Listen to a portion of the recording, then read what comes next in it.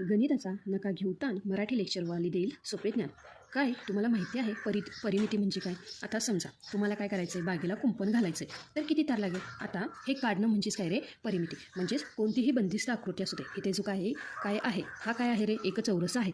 म्हणजेच चौरसाच्या सर्व बाजूंची बेरीज म्हणजेच काय आहे रे? परिमिती. काय आहे रे? परिमिती. मग चौरसाची परिमिती किती येणार आहे बघा? चौरसाला असतात 4 बाजू, म्हणून चौरसाची परिमिती 4 गुणिले बाजू. काय येणार आहे? 4 गुणिले बाजू. तसंच जो काही आयत आहे, आता ह्या आयताची परिमिती काय येणार आहे? आयताला असतात 2 लांबी आणि काय असतात रे? 2 रुंदी. काय असतात? 2 लांबी आणि 2 रुंदी. म्हणून इथं काय येणार आहे? 2 गुणिले लांबी अधिक 2 गुणिले रुंदी. ही काय झाली रे? आयताची परिमिती.